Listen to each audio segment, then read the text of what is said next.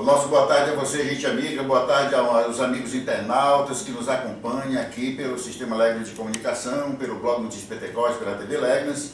Enfim, você que nos dá essa audiência, a gente fica muito feliz sabendo que, com certeza, você garante com que aquilo que se fale, você também compartilha, você curte e você comenta. Nós estamos recebendo aqui nos estúdios do blog Notícias Pentecostes, dois advogados, né, da coligação Somos Todos Pentecostes, que no caso o doutor Harrison de Almeida Mendes e o doutor Márcio Antônio Fernandes Ribeiro. Eles entraram em contato com a gente, por quê? Porque como a gente tinha muitas dúvidas, a população tinha muitas dúvidas em relação àquela situação do processo, como todo dia, do processo do bolso, né? A gente fez a matéria, deu a repercussão que deu, queríamos esclarecimentos, então veio aqui o doutor Rodrigo Macedo de Carvalho, advogado da coligação O Povo Quer de Novo, que é a coligação do ex-prefeito João Bosco, atual candidato.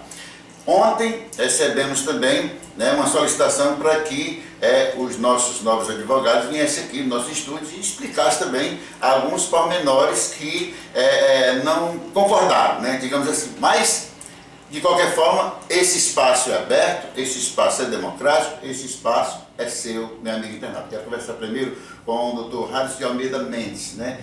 Doutor, primeiro gostaria de receber o senhor, doutor Márcio, muito bem-vindo aqui no nosso blog, e dizer que é uma satisfação tê-los conosco. E em termos dessas dúvidas, o que ficou de dúvida sobre a fala do doutor Rodrigo Macedo sobre essa questão toda? Boa tarde. Boa tarde. A princípio, eu queria agradecer o espaço, né, do blog, de forma democrática, abre espaço para a coligação contrária, né? E aqui a gente vai discutir um pouco a questão da ação, entendeu? O porquê da ação, qual o intuito que a coligação São Todos Pentecostes entende, o motivo jurídico do embasamento legal, tudo. Zé, é o seguinte, a coligação São Todos Pentecostes entende que o cidadão João Bosco é inelegível e por isso procurou um meio legal. O meio legal para impugnar a candidatura é a ação de impugnação e registro de candidatura, certo? E a lei, ela assegura a alguns legitimados, coligação, partido, candidato e Ministério Público. Chegou ao conhecimento da gente, quando nós viemos trabalhar em Pentecoste, o cidadão Bosco teria sido condenado em grau recursal de ação popular. E o fundamento da condenação seria uma possível prática de nepotismo. Nepotismo é um ato que fere o princípio da impessoalidade. O princípio esse que é a garantia constitucional da administração pública.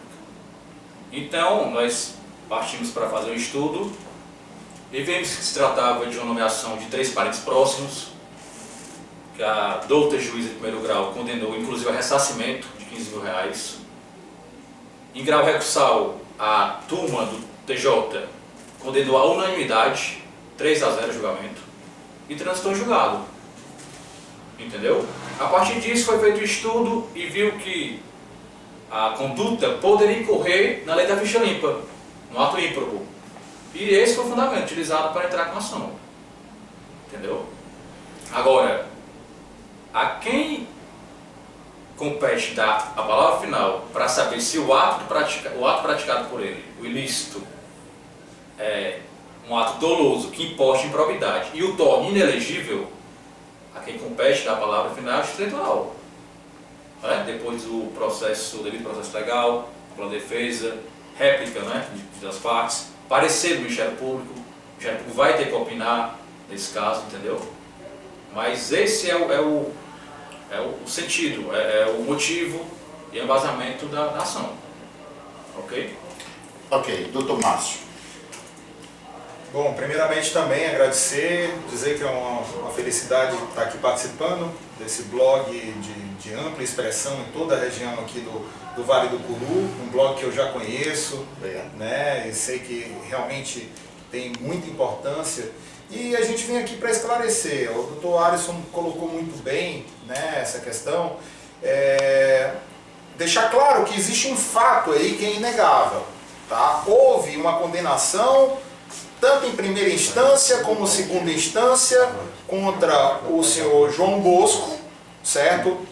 Essa condenação é uma condenação já transitada em julgado, ou seja, que não cabe mais recurso, tá? E essa condenação é uma condenação, como o doutor Alisson colocou, que versa sobre um ato que à época, em 2006, foi um ato de improbidade, certo? Dolosa, tá? Tanto é que houve a condenação à devolução de 15 mil reais ao erário público, certo? É um ato doloso de improbidade que, à época, em 2006, ele feria aos princípios da moralidade e da legalidade, que são princípios basilares da administração pública inscritos na nossa Carta Magna, na Constituição Brasileira, certo? O que a gente diverge do advogado, da coligação, o povo quer de novo, é que ele colocou aqui que esse ato, na verdade, ele foi anulado, certo? Pela mudança posterior que houve com a súmula 13, como ele colocou aqui. Só que, na verdade, a súmula 13 ela só veio bem depois da condenação já transitada em julgada. O trânsito em julgado, ele legitima a nossa ação, certo? A mudança posterior são para os atos que acontecem a partir do momento dessa mudança, né? É muito diferente. É o que a gente chama em direito, o efeito ele não retroage no tempo. Se houve a condenação, ele tem que ser responsabilizado pelos atos dele no momento da condenação. E aí o que acontece? A lei da ficha limpa ela foi criada exatamente para proteger esse tipo de situação. São aqueles candidatos que, pelo entendimento da lei, que cometeram ilícitos ou que cometeram atos de improbidade que firam aos princípios da moralidade e da legalidade, certo? E que pela lei da ficha limpa, esses candidatos eles se tornam, em tese, inelegíveis. Por isso que a nossa coligação entendeu que o registro de candidatura dele não era legítimo e por conta disso nós ingressamos com a ação. Tá? Deixando claro aqui que o entendimento final, na verdade, não cabe à nossa coligação nem à coligação deles, cabe ao Poder Judiciário. Tá? E é bom esclarecer também que o real motivo de nós estarmos aqui presentes hoje é para exercer esse direito de resposta que democraticamente foi aberto aqui pelo blog do Zé da Legnas, certo? Mas esclarecer que nós entendemos que houve uma falha muito grande no ato da coligação O Povo Quer de Novo em tentar discutir assuntos que são inerentes ao Poder Judiciário. No caso, o julgamento desse processo é inerente a uma decisão do Poder Judiciário que deveria ter ficado lá. Tá? Nós estamos aqui por esse motivo, mas na verdade não deveríamos estar, nem eles nem nós. Tá? Essa discussão é uma discussão interna, mas a verdade dos fatos é essa. Houve a improbidade, houve o dano ao erário, tá? E que por isso nós ingressamos com a ação que é legítima. Doutor, nesse caso aí, resumindo tudo, né? O senhor falou agora há pouco que realmente quem decide é o juiz, isso aí está mais do que claro, né? Sem sombra de resumindo tudo, quais são os passos agora desse processo, como é que ele está? Quais são os passos, os caminhos que ele segue até o seu destino final? Então, nós ingressamos com a ação, foi aberto o prazo de 7 dias para a contestação dessa ação, né? Me parece que esse prazo se encerrou na última terça-feira. Me parece também que a coligação O Povo Quer de Novo ingressou dentro do prazo com a sua defesa, né? Esse processo vai ao juiz, o juiz vai abrir prazo ao Ministério Público para que ele se manifeste, dando a chancela dele. Depois da manifestação do Ministério Público, então vai para o juiz para julgamento em primeira instância, certo? Quais são as implicações disso? No caso do juiz julgar, entendendo procedente o nosso pedido, ele, pelo menos provisoriamente até o trânsito do julgado, né, porque cabem recursos, A gente sabe que existe o duplo grau de jurisdição, ele pode recorrer ao TRE. Nesse caso, temporariamente, ele vai ter a candidatura dele não registrada, certo? Indeferida, né? Então, esses são os passos. Aí, posteriormente, então, existem os passos recursais. Aí, caso eles queiram recorrer, eles podem recorrer. Da mesma forma, nós, se for indeferido o pedido, nós podemos recorrer também. Mas esse é o caminho que toma o processo de agora em diante. Doutor Márcio, se tem mais alguma coisa que você quer acrescentar, ou juntamente com o doutor Harris, pode ficar à vontade, chegando no final da nossa entrevista.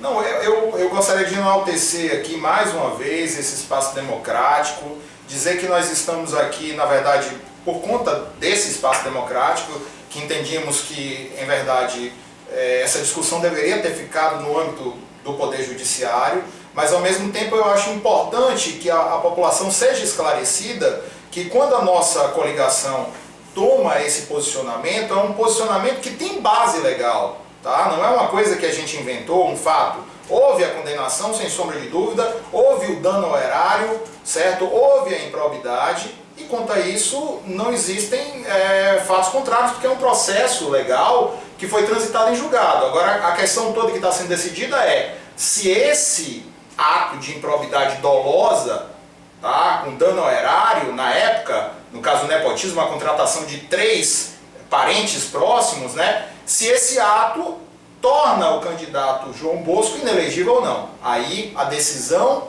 fica nas mãos do Poder Judiciário. Ok? Eu agradeço mais uma vez o espaço. Doutor Harris. Só agradecer mesmo o espaço democrático, lembrar que a ação à época, como cidadã, quem legitimamente tem entrado na ação foi a doutora Valéria, que acompanha até o trânsito julgado, né, da ação. Sim. E aí aqui a gente deixa um abraço e a lembrança por ter, à época, utilizado o dever de cidadania. No mais, só agradecer e boa tarde a todos. Muito bem, meus amigos, chegamos ao final da entrevista. Eu quero agradecer a você, agradecer a todos os nossos internautas, meu amigo Rui, grande jornalista e comunicador, né, aqui presente também, e dizer que você comente, compartilhe, deixe o seu recadinho lá embaixo, né, enfim, esse é o nosso papel. Com certeza, se não fosse você que estiver do outro lado, não teria sentido nenhum a gente estar fazendo isso aqui. Muito obrigado e até a próxima.